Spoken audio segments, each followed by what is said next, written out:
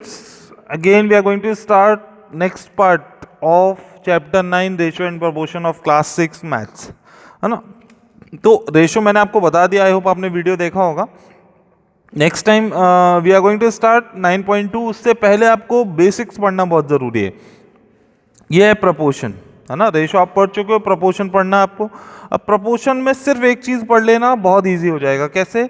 यहाँ पे देखो, ये एक फिगर बना हुआ है, आप अपनी बुक्स पे खोल के देख सकते हो।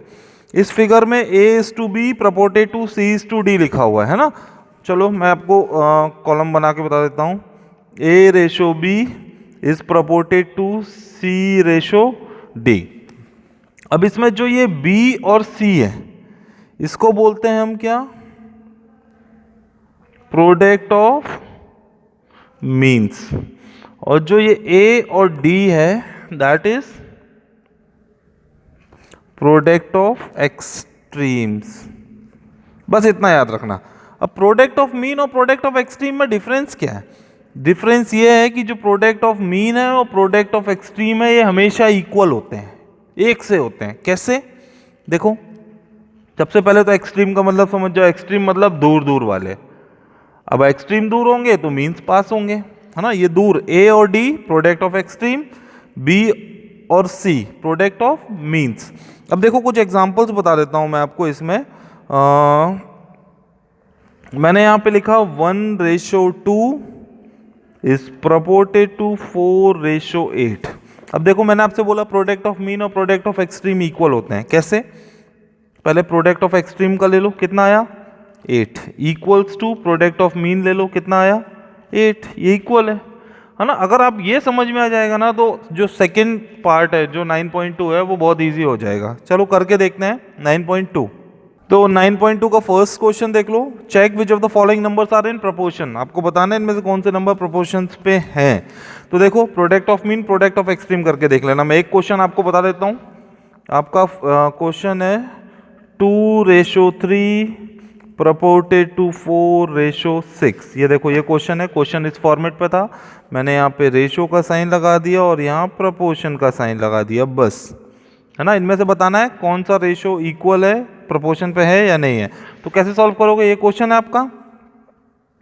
पहले लिखना product of mean equals to product of extremes, ये फॉर्मूला लिखना, ठीक है। प्रोडक्ट ऑफ मीन क्या हो जाएगा? मीन मतलब पास पास वाले, ये मीन है।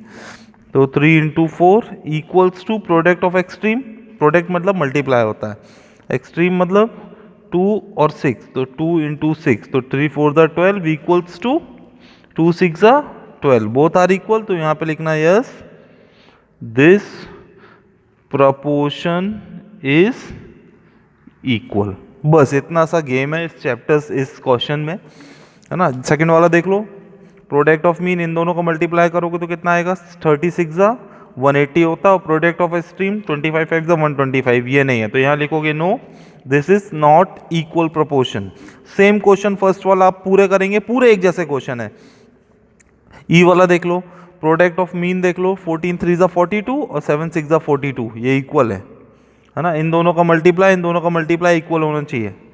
नेक्स्ट क्वेश्चन देखो, find the value of x if. X की वैल्यू फाइंड करना है, तो मैं बता देता हूं कैसे क्वेश्चन सॉल्व होगा। बिल्कुल सेम सिचुएशन है।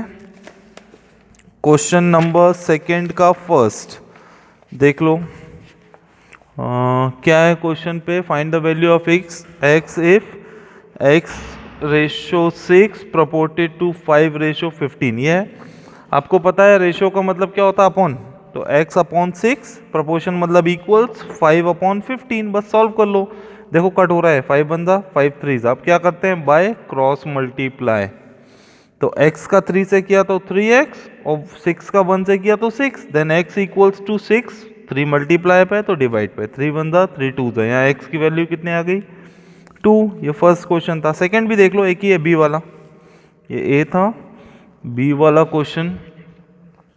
बी वाले क्वेश्चन में तो बी वाला क्वेश्चन देखो, यहाँ पे लिखा हुआ है 4:x इज प्रपोर्टेड टू 7:42। बिल्कुल सेम, 4/x रेशो को डिवाइड पे लिखते हैं, प्रोपोर्शन को इक्वल्स पे लिखते हैं, then 7/42, 7 1 = 7 6 same, by cross multiply 4x into 1x और 4 इंटू 6 24, ये x की वैल्यू आ गई आपकी, नो प्रॉब्लम्स एनी हाउ। ठीक है, क्वेश्चन नंबर 3 देख लेते हैं, बहुत इजी क्वेश्चन है, कोई प्रॉब्लम नहीं है। क्वेश्चन नंबर 3 पे वो बोल रहे हैं एक स्कूल लाइब्रेरी थी जो ratio of science book to maths book is the same as the ratio of maths books to English books. Okay, if there are 450 maths book and 300 English books, find out the number of science books. तो question number 3 पे देखो क्या लिखा हुआ है, एक school library में science book और मैथ्स बुक का रेशियो सेम है, किससे? Maths books to English book. तो साइंस और मैथ्स का रेशियो बना लो, ये मैंने लिखा साइंस रेशियो मैथ्स बुक। अब साइंस बुक और मैथ्स बुक का सेम है ना, तो सेम मतलब equals to as the ratio of maths books to English book. तो यहाँ लिख लो maths books to English book, बस। अब फिल कर लो। अब देखो वो बोल रहे हैं अगर 450 मैथ्स बुक है, मैथ्स कहाँ कहाँ है, यहाँ है और यहाँ है, फीड कर रहे हैं। अगर 450 मैथ्स बुक है और 300 इंग्लिश बुक है, तो 300 इंग्लिश बुक है, तो आपको साइंस की बुक फाइंड करना है, ये लिखा। तो लेट साइंस बुक x कर लो, बस सॉल्व कर लो। x upon 450 equals to 450 upon 300, 0 0 cancel, 15 2 ज़ा 15 3 ज़ा। अब बाय क्रॉस मल्टीप्लाई किया तो x into 2x equals to 3 into 450।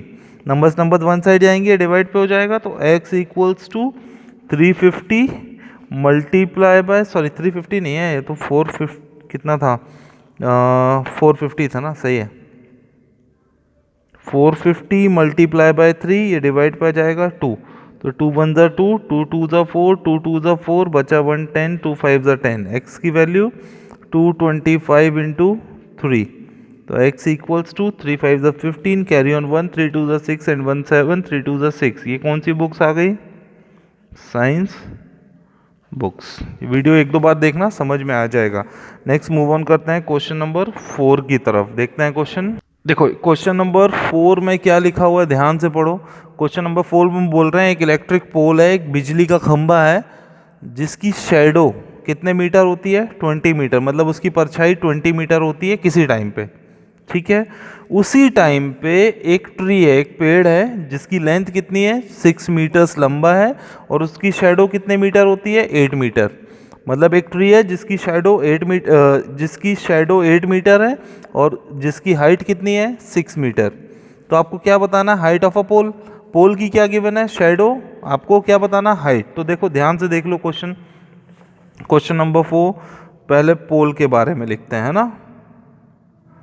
Height मुझे फाइंड करना है, तो लेट एक्स ले ली और इसकी शैडो कितनी है?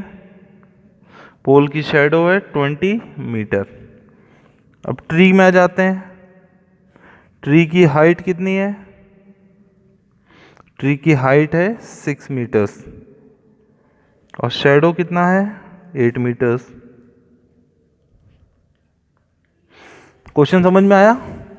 अब क्वेश्चन देखो यहीं से समझ में आ जाएगा आपको। एक ट्री है जिसकी हाइट है 6 मीटर, शैडो 8 मीटर। पोल है जिसकी शैडो 20 मीटर है, तो आपको हाइट फाइंड करनी है। तो बस इसका प्रोपोर्शन बना लो। देखो height is to shadow is प्रोपोर्टेड to height is to shadow. एक ट्री का हो जाएगा, एक पोल का हो जाएगा। तो पहले हाइट x है, शैडो 20 है, इज प्रोपोर्टेड टू, अब हाइट 6 है और शैडो 8 है। सॉल्व कर लो। x upon 20 equals to 6 upon 8 by cross multiply. चाहो तो ये 2 के टेबल से कट हो जाएगा ये दोनों। चलो लास्ट में करते हैं। 8 into x, 8x equals to 6 multiply by 20। Then numbers के सामने नंबर्स जाएंगे, तो 6 इंटू 20 और 8 यहाँ डिवाइड में आ जाएगा। 4 का टेबल से 4 2 ज़ा 8, 4 5 ज़ा 20, 2 1 ज़ा 2, 2 3 ज़ा 6। तो x की वैल्यू कितनी आ गई? 3 5 ज़ा 15 मीटर। ये क्या है आपका? यहाँ पे लिख दो height of tree. Clear? Next question देखते हैं। नेक्स्ट क्वेश्चन फिलिंग दी मिसिंग नंबर्स हैं। बस इसमें वही रूल यूज करना, product of mean, product of extreme. कैसे? देखो यहाँ प्रोडक्ट ऑफ एक्सट्रीम दिया है ना, प्रोडक्ट ऑफ एक्सट्रीम कितना हो रहा है? 35 2 ज़ा 70 इन दोनों का मल्टीप्लाई 70 हो रहा, तो इन दोनों का मल्टीप्लाई भी 70 होना चाहिए। तो 14 में ऐसा क्या मल्टीप्लाई करेंगे कि 17 आ जाएगा? 14 5 ज़ा 70 होता है आई थिंक।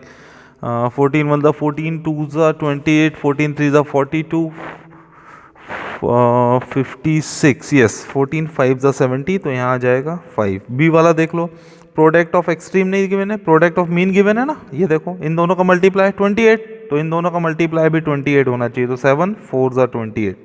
सेम क्वेश्चन है ना। अगर नहीं बन रहा है करते तो एक्स लिख के जो मेथड मैंने बताया वो कर सकते हो, कोई प्रॉब्लम नहीं है ना। मैं नेक्स्ट क्वेश्चन बता देता हूँ, it's all depend on you. Question number 6 देखो क्या लिखा है, the ratio of copper and zinc in an alloy is 9:7। बहुत इजी क्वेश्चन है। जो कॉपर का रेशो है, कॉपर और जिंक का रेशो अलॉय में 9:7 है। अलॉय क्या होता है, आपने साइंस पे पढ़ा होगा may be, mixture of metals को हम अलॉय बोलते हैं। बहुत सारे मेटल्स अगर मिक्स हो जाते हैं that is called an alloy, है ना। तो वो बोल रहे हैं जो रेशो है कॉपर और जिंक का वो 9:7 है, और जो जिंक का वेट है उसमें 9.8 है। तो आपको weight of a copper find करना है। देखो हिंट में भी लिख दिया उन्होंने कैसे करना है। तो चलो मैं आपको बता देता हूँ, कोई प्रॉब्लम नहीं होनी चाहिए। क्वेश्चन नंबर 6 है। तो देखो पहले क्या गिवन है, कॉपर और जिंक का, copper zinc ZINC zinc is proportionate to copper zinc. अब कॉपर और जिंक का रेशो कितना है, 9:7। वेट ऑफ जिंक बोल रहे हैं ना, तो इज प्रपोर्टेड टू कॉपर में C और जिंक का 9.8 है। तो देखो जो मुझे फाइंड करना है, कॉपर में C लिखा तो इसको X कर लेते हैं। यहाँ पे क्या है, रेशो और ये वेट हो गया, बस सॉल्व करो। 9/7 इक्वल्स टू X अपॉन 9.8। अब बाय क्रॉस मल्टीप्लाई, X का 7 से किया तो 7X equals to 9.8 multiply by 9। X यहाँ आ जाएगा 7, X के सामने क्या है, X equals to 9.8 into 9 upon 7। ठीक है, अब कट हो रहा है क्या, देखते हैं। पॉइंट रिमूव कर दें, पॉइंट रिमूव किया तो 1 0 यहाँ आ जाएगा। 7 के टेबल से देखो, 7 10 ज़ा 70 और 7 1 ज़ा 7 बचा 2 28, 7 4 ज़ा 28। और कट हो रहा है क्या, कट तो हो रहा है, लेकिन एक काम करते हैं, लास्ट में देखते हैं। देखो 14 9 ज़ा कितना होता है, 126 अपॉन 10। 1 0 नीचे लगा है 1 के साथ, तो पॉइंट एक डिजिट पहले लग जाएगा। ये मैंने आपको पहले बताया है। कितना, 12.6 ग्राम्स। ये क्या है, क्या आ गया है, that is weight of copper. ठीक है, क्वेश्चन नंबर 7 देख लेते हैं क्या है। The shadow of a building and a tree are in ratio 5:2। मैं आपको बता देता हूँ, देखो ये क्वेश्चन कैसे सॉल्व करोगे, आपको भी कुछ क्वेश्चन सॉल्व करना है। वो बोल रहे हैं बिल्डिंग और ट्री का शेडो का रेशो कितना है, 5:2। तो देखो जो रेशो बनेगा वो building is to tree is proportionate to building is to tree. ये आपका रेशो बन जाएगा, B for building, T for tree. तो देखो बिल्डिंग और ट्री का रेशो 5:2 आ जाएगा।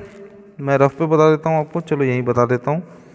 देखो building is to tree is proportionate to building is to tree. तो बिल्डिंग और ट्री का रेशो कितना है, 5:2।